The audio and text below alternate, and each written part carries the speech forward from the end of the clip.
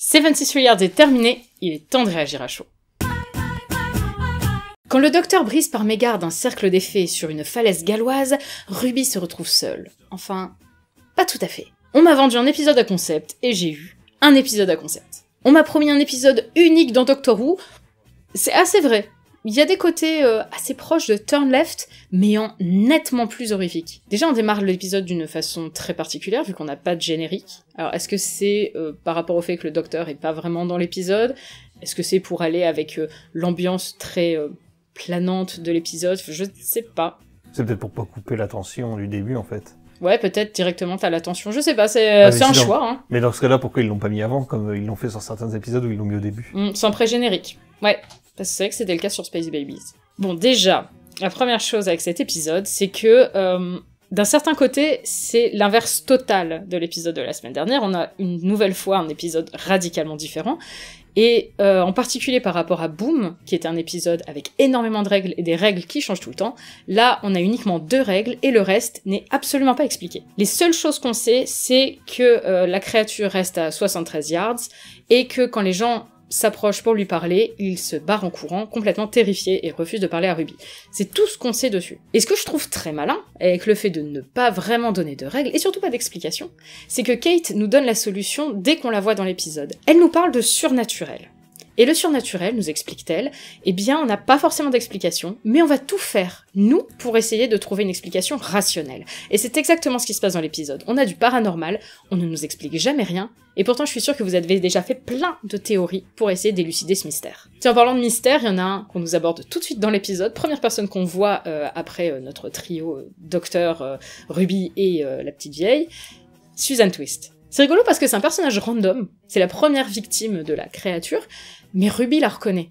Et ça, mine de rien, c'est important, parce que maintenant, on sait que Ruby et le docteur vont être capables de reconnaître les apparitions de Susan Twist. Donc bon, la Ruby, elle va pas s'en souvenir, hein, mais en tout cas, on sait qu'elle est capable de la reconnaître. Tant qu'on y est, les personnages qui reviennent, super chouette de revoir Carla, Cherry, et surtout Madame Flood, parce que l'apparition de Madame Flood, parlons-en, elle arrive, la petite commère de service qui est tout le temps en train de fouiner et tout ça, là il se passe un truc super bizarre au milieu de la rue, elle dit « Non, mais continuez, elle se barre ». On nous cache des choses. Théorie du complot. La saison des vieilles, la vieille sur la colline, Susan Twist, Madame Flood, qu'est-ce qui réunit les vieilles? Et maintenant on a aussi. Bah c'est elle, la vieille sur la colline. D'accord, ouais, quand t'as dit la vieille sur la colline, c'est vrai que je voulais pas tout de suite le dire, parce que tu vois, il y a les gens qui regardent les HO en se disant...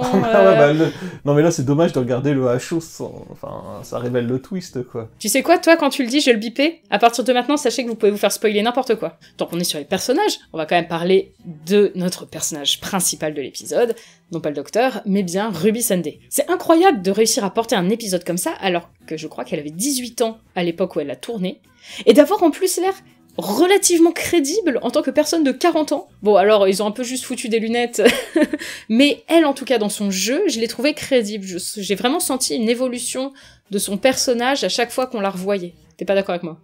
Si, j'étais en train de me dire 40 ans, c'est pas si vieux, en fait, donc ça va. Mais non, c'est pas si vieux, Julien. Tu es toujours jeune, tu n'as toujours pas 40 ans. Ça veut dire que je pourrais ressembler à ça, un peu, en fait. Ah ouais, t'imagines, dans 3 ans, si ça se trouve, tu vas aller faire la campagne politique de Jordan Bardella, t'es content. Je ne pensais pas dire un jour cette phrase sur ça. Tu vas en parler après, du politique. Pas tant. J'ai pas tellement écrit. Je parle un peu de comment ça se déroule, mais je parle pas de l'homme politique lui-même. Je trouve que, enfin, comme tu parles de Jordan Bardella, parlons politique un peu, je trouve que le politique du truc a pas de charisme. Il a un charisme physique, mais je trouve que dans ses mots, il a pas de charisme. Là où un Jordan Bardella, tu vois, joue tout sur ça. Là, vraiment, ses phrases, c'est genre... oh là là, on va faire la guerre, quoi, presque, tu vois. Enfin, il fait super peur. Là où un Jordan Bardella... Il est plus vicieux. Et plus vicieux, il est vraiment... nous, on aime les petites gens et tout ça. On est plus proche d'un Donald Trump, tu vois, dans la manière de parler, mais en étant dans les phrases prononcées. Mais pas du tout dans la manière de parler. Le seul point qui m'a laissé un peu sur la touche, c'est le fait que la partie politique ne soit pas plus approfondie. En vrai, moi, j'aurais aimé que ça dure 1h30. C'est la première fois depuis le début de la saison que vraiment je sens la fin approcher, je me dis, mais non, pas maintenant!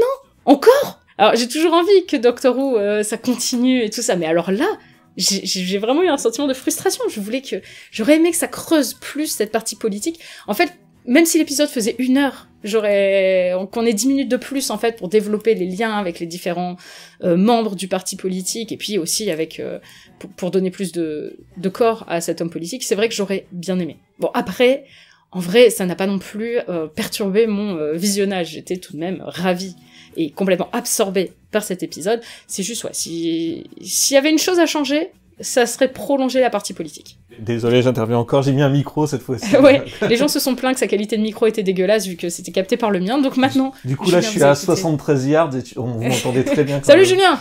Non, mais en fait, ouais, la scène du pub est tellement bien, elle fait la bonne longueur, en fait, elle est juste bien comme il faut, on a réussi à rester absorbé dans le truc, et que même quand la partie politique était moins bien, on était encore dans le truc parce que c'était bien. Tu vois ce que je veux dire? Tu comprends? Ouais, t'as complètement foutu en l'air mon plan, parce que ça, j'en parle plus loin, mais... non, mais non, allez, on en parle. Non, on reviendra sur Ruby plus tard. Parlons de, justement, cette ambiance. Les meilleures scènes de l'épisode, c'est vraiment quand ça prend son temps. C'est un épisode qui a besoin de laisser son ambiance s'installer. Donc c'est vrai que c'est génial de commencer par cette scène du pub. Cette scène-là, elle est ultra bien mise en scène. On a ces personnages qui sont enfermés dans ce pub avec une ambiance un peu angoissante, qui en soi n'a rien d'angoissant, c'est juste un pub le soir, mais ça marche. On a tous les personnages qui sont tous très marqués, tous bien séparés dans la pièce, qui en plus jouent avec les nerfs de Ruby. C'est très bien fait, c'est une scène qui est à la fois terrifiante et très drôle. Je note, alors ça n'a rien à voir avec l'ambiance en soi, mais en plus on a le match de foot à la télé, qui préchote la fin, justement, avec l'homme politique. En voyant ce match de foot à la télé, j'ai pas pu m'empêcher de me dire que c'était bizarre de voir un match de foot à la télé dans Doctor Who. Donc, je trouve ça amusant que ce soit un clin d'œil par rapport à ce qui se passe plus loin dans l'épisode. Même plus que ça, tout le pub paraît vieillot. Oui. Et il y a cet écran... c'est tout le truc aussi du paiement sans contact. Ouais, voilà, c'est ça. Mais quand tu rentres dans le pub, ça te donne vraiment une impression de vieux pub. Dans son temps, t'as l'impression que tu as une télé 4/3, et non, t'as un grand écran avec du foot bien éclairé et tout. Mais tu te souviens quand on était au Pays de Galles, dans une zone complètement paumée, on est passé dans un pub exactement comme ça. Il y avait rien autour, il y avait juste un pub au milieu des collines. C'était un pub de moto même. C'était un pub de motards, et ça m'a rappelé vraiment ces vibes-là. Ça m'a rappelé les vacances.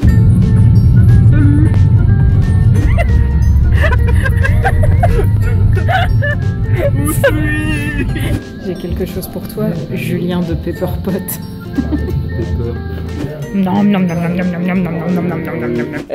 Où j'en étais... Ah, et l'autre scène que j'ai trouvée vraiment terrifiante, même si je trouve sa résolution un peu bon, c'est la scène de l'hôpital, qui m'a vraiment terrorisée au début. Je dis « Oh, qu'est-ce qu'ils sont en train de nous faire ?» Et bon, je trouve que la résolution est pas forcément ultra bien réalisée, la façon dont Ruby se retrouve absorbée et projetée dans le passé, mais en soi, j'adore l'idée. Alors ça peut paraître bête parce que ça m'arrive assez souvent de me plaindre quand les choses ne sont pas résolues dans Doctor Who, mais comme là c'est un épisode qui joue entièrement sur le fait qu'on joue sur des croyances, on joue sur la frontière entre réalité et fiction, bah dans ce contexte, ça marche super bien, c'est un épisode fantastique. Le fantastique, c'est pas un genre qui appelle nécessairement à des réponses, et c'est vraiment une question de se laisser porter par l'ambiance et de se mettre à croire ce que l'épisode est en train de nous vendre. Et j'ai cru à 100% à ce que l'épisode était en train de me vendre. En plus, là, pour l'instant, on n'a vraiment pas de réponse sur la fin. Mais honnêtement, on ne sait pas si on aura une réponse peut-être plus tard dans la saison. Donc c'est difficile de s'avancer à ce niveau-là.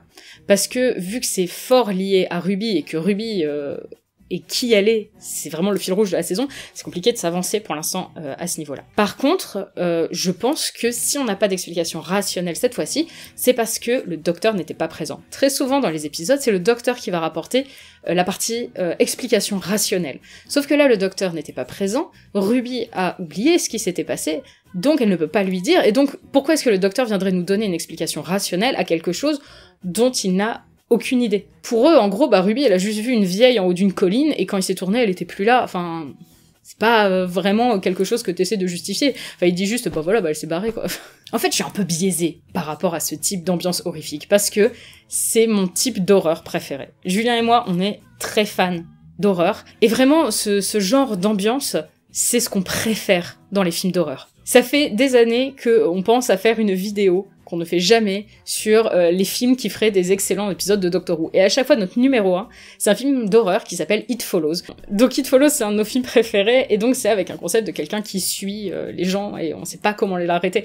Et dès qu'on a vu ce film, on s'est dit, ça ferait un super épisode de Doctor Who. Donc je suis super contente parce qu'on a notre It Follows. En fait, nous, ce qu'on aime véritablement en type d'horreur, et qui est un une sorte d'horreur très efficace. D'ailleurs, on en parle, il me semble, dans la vidéo Le problème avec les anges pleureurs, c'est que pour nous, l'horreur, là où ça fonctionne le mieux, c'est quand on a une menace qui est lente, voire extrêmement lente, et qui paraît absolument inoffensive de prime abord. Genre des statues. Et là, c'est la même chose. Une vieille, ça fait... c'est inoffensif. Une vieille qui s'approche jamais.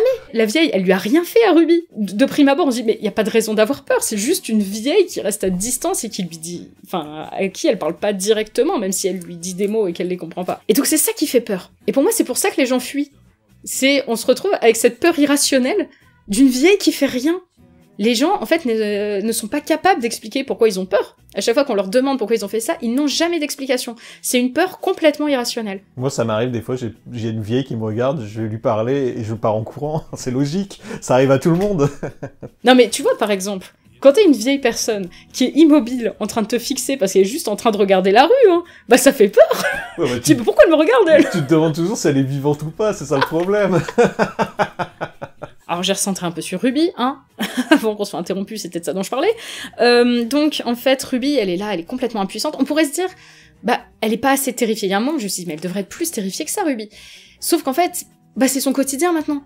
Elle va pas être terrifiée toute sa vie. À un moment, elle est obligée de faire avec, elle ne peut rien faire. C'est abominable comme situation. On peut se demander, mais qu'est-ce qu'elle peut représenter, cette vieille? Est-ce qu'elle représente le fait que Ruby, elle soit complètement seule? Est-ce que c'est son subconscient qui se matérialise en fait en quelque sorte? Parce que en fait Ruby passe sa vie solitaire, même quand elle voit des gens, bah en fait elle a juste son esprit qui est trop pris. Ça vient impacter ses relations sociales et les gens n'arrivent plus à supporter en fait d'être dans sa présence trop longtemps. Je trouve que c'est une réflexion ultra intéressante sur ce qu'est la solitude, comment ça peut impacter la vie des gens, surtout lorsqu'ils sont âgés. On en parlait, hein, les vieux à leurs fenêtres qui regardent dans la rue et qui savent pas trop quoi faire, bah c'est littéralement cette idée-là en fait. Je pense qu'RTD a quand même un problème avec les vieux.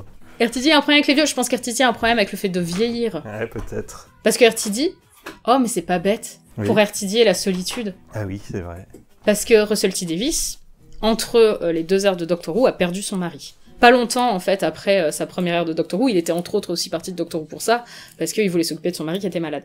Mais donc RTD, ce serait vraiment pas si étonnant que ça, qu'il ait une peur de vieillir seul. Ouais, on analyse peut-être un peu trop. On analyse peut-être un peu trop, mais ça me paraît pas si déconnant quand même.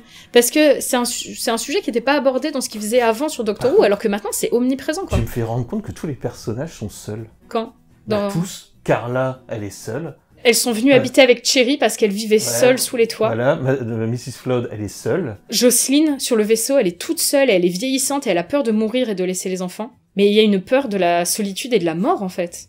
Et de la vieillesse. Peut-être, ça on verra, mais... J'ai pas l'impression de suranalyser, tu vois, à ce niveau-là. Enfin, il y a vraiment l'air d'avoir quelque chose. T'as pas sur Devil's Cord et sur Boom, c'est moins présent. Les gens à leur fenêtre, ils sont seuls. Mais si Boom, le père de la gamine, il est seul. Bon, la gamine se retrouve seule, mais bon... Après, il est pas écrit par Russell T Davies aussi, Boom. Ouais. Donc c'est une solitude différente qui est décrite. Ça, c'est de la réaction à chaud. Ça, c'est pas écrit sur un paplard, là. Et autre chose qui m'a marqué, le thème de Ruby qui est joué lorsqu'elle est à l'hôpital. Magnifique. Mais ça m'a mis la chair de poule. Et je trouve que de manière générale, l'ambiance musicale dans l'ensemble de l'épisode est incroyable. Bon, juste, si elle avait pu détacher ses cheveux, parce que Julien a été très perturbé par le fait que Ruby sur la colline, et ben en fait, elle ressemblait pas vraiment à vieille Ruby parce que les cheveux étaient pas les mêmes, alors que c'est juste que dans son lit d'hôpital, elle a les cheveux attachés. Déjà qui dort avec les cheveux attachés, hein. Et c'est vrai que ça aurait été peut-être plus logique en fait qu'elle ait les cheveux détachés et que cette forme avec les cheveux détachés se rapproche d'elle. Mais peut-être qu'on aurait compris trop vite. Je pense que ça joue un peu dans le fait qu'on ait trouvé que la réalisation sur cette partie-ci était un peu plus bancale que sur le reste de l'épisode. Après franchement c'est du détail, hein. Mais ça va avec le fait qu'on ait plein de questions sans réponse. Pourquoi est-ce que les gens fuient ? Est-ce que Matt Jack, il a été libéré par le cercle, ou est-ce qu'il est de toute façon là, vu que le docteur, il en parle dans les 2 versions, donc ça veut dire qu'il a quand même vraiment existé. Comment est-ce qu'elle revient dans le passé, machin, tous les petits changements entre les 2 versions. Pourquoi est-ce que la vieille Ruby, elle apparaît pas dans la première version avant le brisage de cercle? Pourquoi est-ce que le docteur... on sait beaucoup plus sur le cercle des fées dans la 2e version où il dit bien Ruby non lis pas les messages alors que il le savait pas dans la première version. Si ça se trouve en fait il ressent les effets du changement temporel. Il y a Ruby aussi, ça j'ai vraiment bien aimé le fait que Ruby, la première fois, dise qu'elle est venue 2 fois au Pays de Galles, et dans la deuxième version, elle dit qu'elle est venue 3 fois au Pays de Galles. Ça, j'ai vraiment trouvé ça marrant. Mais en fait, toutes ces questions, si un jour on a une réponse, bon, cool. Mais là, j'ai tellement été portée par l'ambiance, par les vibes, par l'épisode qui me dit vraiment, pourquoi tu cherches des explications? C'est comme ça et c'est tout. Bah ok, c'est comme ça et c'est tout. Après, je peux comprendre que du coup, ça puisse laisser sur la touche, parce que dans Doctor Who, on a tellement l'habitude qu'on nous donne les clés pour essayer d'avoir des explications sur à peu près tout et n'importe quoi, qu'un épisode purement fantastique, bah forcément, ça peut laisser un peu sur la touche. Personnellement, ça a marché beaucoup, parce que j'aime beaucoup le fantastique, j'aime beaucoup les histoires de fantômes. Est-ce que pour vous, ça a marché ou pas? J'ai vraiment l'impression que c'est le point qui divise, la fin. Les gens qui sont satisfaits du fait de pas avoir de réponse et les gens qui disent mais non, c'est Doctor Who, il faut donner une réponse. Ça nous laisse plein de possibilités. Regarde, la preuve, c'est qu'on n'arrête pas de se dire ah ouais, et puis il y a ça, ah ouais, c'est peut-être ça, et c'est peut-être ça. Mais en fait, on n'a pas de réponse, c'est juste des théories et... Et je me demande si j'aurais pas été même plus déçue en fait d'avoir une réponse. Bah bien sûr, ouais. Moi je pense aussi, hein. C'est le fait d'avoir tes théories, en fait, tu te crées un peu ton épisode à toi, tu vois. Ouais, c'est ça. Ça rejoint ce que disait Kate. En cas de paranormal, tu t'imagines une explication rationnelle. Et vraiment, cette phrase de Kate, je trouve que, je me demande si c'est pas la phrase la plus intelligente de l'épisode, parce que elle explique la fin largement à l'avance, et je pense que si vous avez du mal avec l'épisode, parce que vous cherchez une réponse trop rationnelle, il va forcément vous décevoir. Il faut réussir vraiment. C'est compliqué, hein, parce que sur Doctor Who, généralement, on nous demande d'essayer de comprendre. Mais là, je pense qu'il faut vraiment aller sur le côté poétique de l'épisode et juste se laisser aller. Mais c'est vrai que c'est un exercice compliqué. Et donc je peux comprendre pourquoi on nous dit que c'est un épisode assez unique, parce que c'est vraiment un épisode où on nous dit « Non, mais il n'y a pas de réponse. Tes réponses, c'est toi qui te les fais. » Moi, j'ai été prise dans le truc, en tout cas. Attends, il y a un truc que j'ai pas dit. Le fait que le TARDIS moussu... Moi, j'adore quand il y a une variation sur le TARDIS. Le TARDIS rose, le TARDIS tagué, là, le TARDIS plein de mousse. Ça rapporte un cachet. On a tellement l'habitude de voir le TARDIS que de le voir adapté dans un nouveau contexte, ça fait toujours un petit quelque chose. Et je le trouve absolument magnifique. Bref, je pense que vous l'aurez compris, j'ai été complètement conquise, malgré les défauts de cet épisode. J'ai été entièrement prise par sa proposition, et je pense qu'il va me rester longtemps. Je pense qu'il va être parmi mes épisodes favoris. À voir avec le temps, parce que ça peut toujours évoluer. Je sens que cet épisode va m'obséder.